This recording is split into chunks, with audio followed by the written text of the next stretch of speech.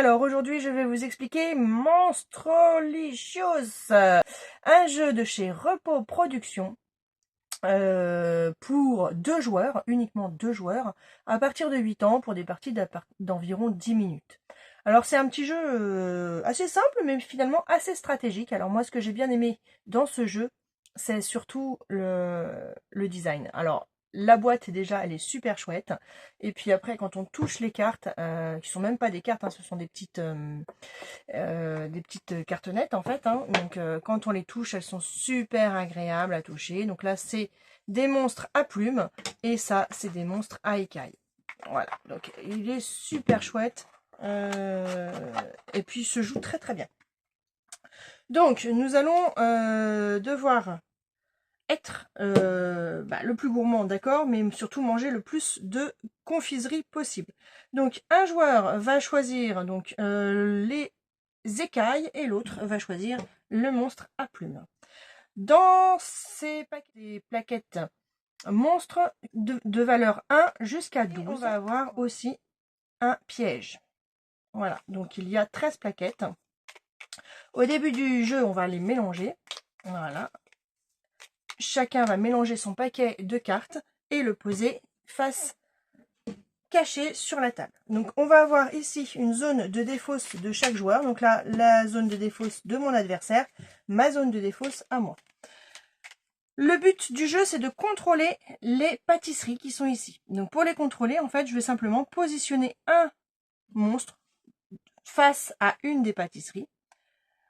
Et à ce moment-là, je contrôlerai la pâtisserie. Donc je regarde face cachée ma plaquette et je vais la positionner donc sur la pâtisserie de mon choix. Les pâtisseries vont de 1 point jusqu'à 10 points. C'est-à-dire qu'à la fin, si je contrôle encore une des pâtisseries ici, je vais marquer le nombre de points correspondant à la pâtisserie que je contrôle. Là, par exemple, à la fin de la partie, si je me retrouvais dans cette configuration-là, donc sans adversaire en face, je contrôlerai la pâtisserie numéro 4, donc je gagnerai 4 points. Donc 1 point pour celle-ci, 2, 3, 4, 5, 6, 7, 8, 9 et 10. Il y a des pâtisseries spéciales, donc le petit sucre d'orge, les donuts et ces pâtisseries-là, qui sont un peu spéciales. Celle-ci me permet, en cas d'égalité, de contrôler malgré tout le gâteau. Parce qu'en fait, comme il va y avoir une bataille, on va essayer donc d'affronter son adversaire. Et si jamais je contrôle cette sucrerie-là, à ce moment-là, je contrôlerai même s'il y a une égalité entre nos deux monstres.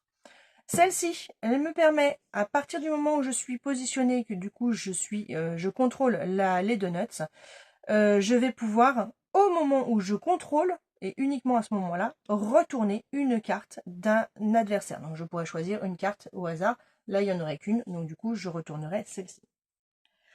Voilà, écoutez, on va démarrer une petite partie, je pense. Ah non, j'ai oublié celle-ci. Donc ça, si à la fin de la partie, on contrôle les 2 desserts, à ce moment-là, on marquera 3 points supplémentaires. Donc 8 plus 8 plus 3. Ce qui nous fera 19 points pour ces 2 desserts-là. C'est quand même assez important. Voilà, donc au début de la partie, on mélange ces plaquettes, on choisit au hasard qui commence, on regarde discrètement, donc mon adversaire regarde discrètement sa plaquette et la pose là où il veut.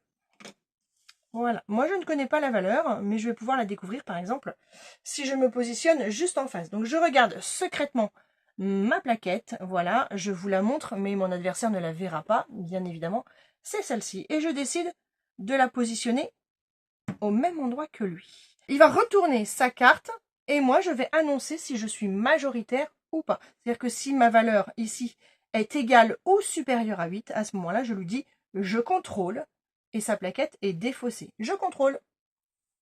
Pas de chance, sa plaquette est donc défaussée. Il sait donc que ma plaquette est soit un 8, soit 9, soit 10, soit 11, soit 12. C'est à mon adversaire de jouer. Moi, je ne connais pas la valeur. Il va la positionner donc à un endroit. Et il se positionne donc au niveau du donut. Ça veut dire que comme il contrôle le donut, il peut retourner une de mes plaquettes. Et il va retourner donc celle-ci. Voilà, celle que vous aviez vue. 8. C'est à moi. Alors, je vais me positionner. Allez, ici. Voilà.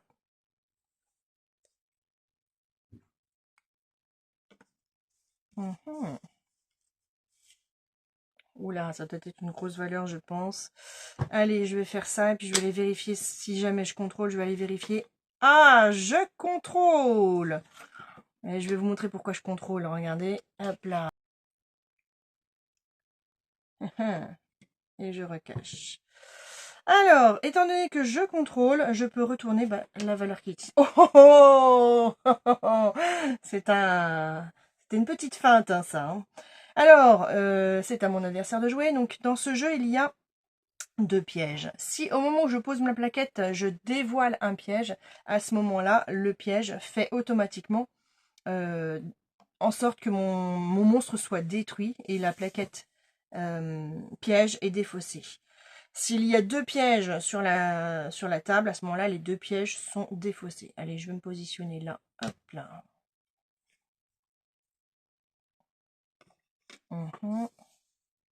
Ah. Ok, je veux contrôler les 2 nuts. Hop, je retourne. Si moi j'ai un 5. Je contrôle. Tu contrôles. Alors, je la défausse. Alors, quand on défausse de la manière dont sont positionnées les plaquettes. C'est-à-dire que là, elle était face visible, donc je l'ai défaussée face visible. Parfois, on va défausser face cachée, parfois face visible. Alors, c'est à moi de jouer. Et je pose ici, j'annonce que je contrôle. Voilà.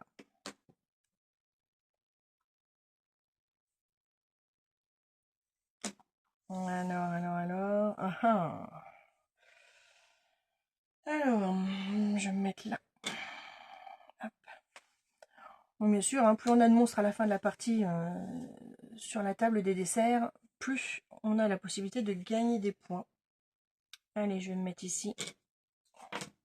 Ah, oh là là, explosion. Alors, comme elle est face cachée, je ne montre pas ce que c'est. Donc, je cache, hop, je mets face cachée. Voilà. Et c'est à moi. Non, c'est à mon adversaire de jouer. Alors, hop. Je contrôle. Oh là là là là. Allez, je vais me mettre ici, tiens. Et je contrôle. Alors. Hop. Ouais, oui. Allez, je vais me mettre là.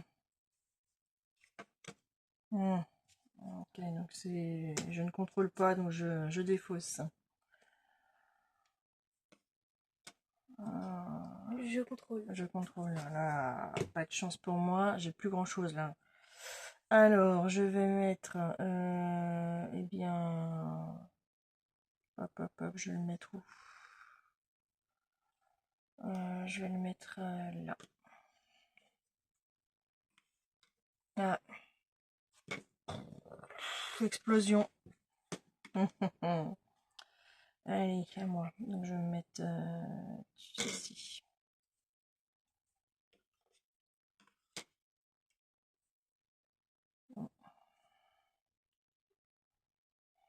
Allez. Ah. Et je contrôle.